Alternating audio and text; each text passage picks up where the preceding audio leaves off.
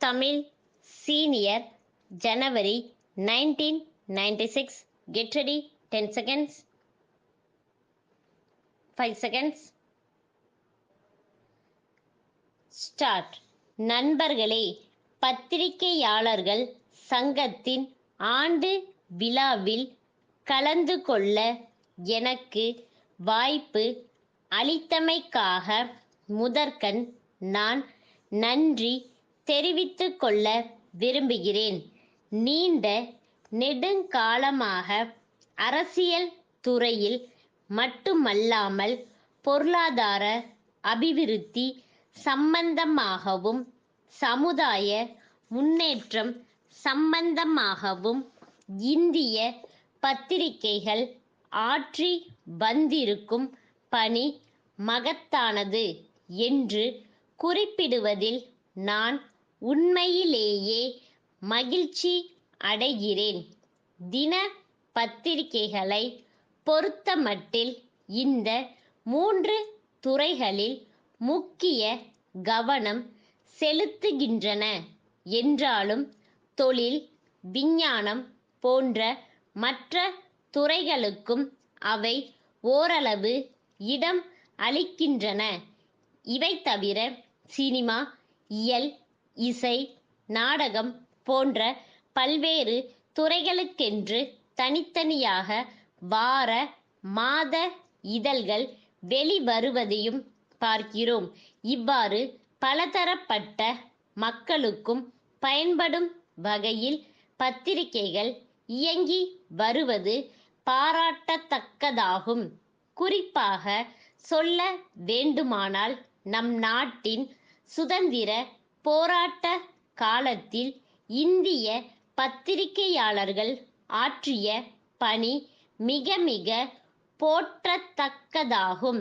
நாட்டின் விடுதலைக்காக பாடுபட்ட தலைவர்களின் எழுச்சிமிகு உரைகளை வெளியிட்டதன் மூலமாகவும் சுதந்திர போராட்டத்தில் அனைத்து மக்களும் பங்கு கொள்ளும் வகையில் எழுதிய தலையங்கங்களின் மூலமாகவும் பத்திரிகைகள் பெரும் பணி புரிந்திருக்கின்றன. சுதந்திரம் நமது பிறப்புரிமை என்ற உணர்வை கற்றவர்களிடையே பரப்புவதற்கு ஆங்கில பத்திரிகைகள் உதவி செய்தன என்பதை மறுப்பதற்கில்லை. எனினும் ஓரளவே கல்வியறிவு பெற்ற சாதாரண பொது மக்களிடையே சுதந்திர உணர்வை ஊட்டுவதற்காக பல்வேறு மொழி பத்திரிகைகள் எடுத்துக்கொண்ட முயற்சி ஈடு இணையற்றது என்பதையும் இந்த சந்தர்ப்பத்தில் நான் கூற கடமைப்பட்டிருக்கிறேன். பத்திரிகை தொழிலில் ஈடுபட்டுள்ளவர்களுக்கு அறிவுரையொன்று நான் கூற விரும்புகிறேன்.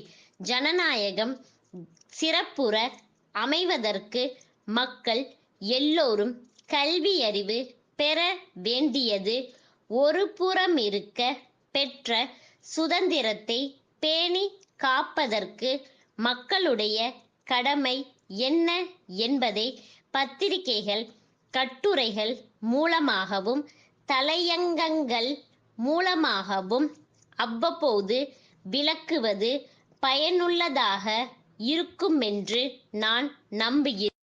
அது மட்டுமல்லாமல் விரும்பத்தகாத உணர்வுகளை தூண்டும் வகையில் செய்திகளை வெளியிடுவதை தவிர்த்து ஆக்கப்பூர்வமான பணிகள் பற்றிய செய்திகளுக்கு முக்கியத்துவம் அளிக்க வேண்டுமென்று நான் கேட்டுக்கொள்கிறேன். நாட்டின் விடுதலை போராட்ட காலத்தில் பத்திரிகையாளர்கள் எந்த அளவுக்கு கடமையுணர்ச்சியுடனும் தேசிய உணர்வுடனும் பணியாற்றினார்களோ அதே முறையில் மக்களிடையே ஒற்றுமையை வளர்ப்பதிலும் பண்பாட்டை பாதுகாப்பதிலும் பத்திரிகைகள் கவனம் செலுத்த வேண்டுமென்று கேட்டுக்கொள்கிறேன். நாட்டில் ஜனநாயகம் தலைத்தோங்குவதற்கு மக்களுடைய கருத்துக்களை பிரதிபலிக்கும் வகையில் பத்திரிகைகள் சுதந்திரமாக செயல்படுவது அவசியமாகும். அத்தகைய பணியில் உங்களை நீங்கள் தொடர்ந்து ஈடுபடுத்திக் கொள்ள வேண்டுமென்று கேட்டு உரையை முடித்துக் கொள்கின்றேன். சென்னையிலுள்ள சாந்தி துணிக்கடையின் மேலாளர், திருப்பூரிலுள்ள திருவாளர்கள் குமரன் சகோதரர்களுக்கு எழுதும் கடிதம். அன்புடையீர், தாங்கள் அனுப்பியிருந்த 500 சட்டைகள் கொண்ட 5 கட்டுகள் நேற்றைய தினம் எங்களுக்கு கிடைக்கப் பெற்றன. கட்டுகளை பிரித்து பார்த்தபோது அவற்றில் 100 சட்டைகள் சேதமுற்றிருந்தன என்பதை தங்களுக்கு வருத்தத்துடன் தெரிவித்துக் கொள்கிறோம். தங்கள் பொருள் விவர பட்டியில் கண்டுள்ள தொகையில் மேற்படி சேதமுற்ற சட்டைகளுக்குரிய விலையை கழித்து கொண்டது போக பாக்கி தொகைக்கான வங்கி காசோலையை 1-2 நாட்களுக்குள் தங்களுக்கு அனுப்பி வைப்போம். எங்களுடைய வாடிக்கையாளர்களுக்கு முழு மனநிறைவு அளிக்கும் வண்ணம் நாங்கள் இப்பகுதியில் சென்ற 50 ஆண்டுகளாக பெயரும் புகழும் பெற்றிருப்பதை கருத்திற்கொண்டு தாங்கள் எப்போதும் முதல் தரமான துணிகளையே எங்களுக்கு அனுப்பி வைப்பதில் முக்கிய கவனம் செலுத்த வேண்டுமென்று கேட்டுக்கொள்கிறோம். தாங்கள் வெளிநாடுகளுக்கு ஏற்றுமதி செய்யும் பல்வேறு அளவுள்ள 1000 உயர் ரக பனியன்களை எங்களுக்கு அனுப்பி வைக்கும்படி கேட்டுக் கொள்கிறோம். தங்களுடைய விவரமான பதிலை விரைவில் எதிர்பார்க்கிறோம். தங்கள் நம்பிக்கையுள்ள ஸ்டாப்.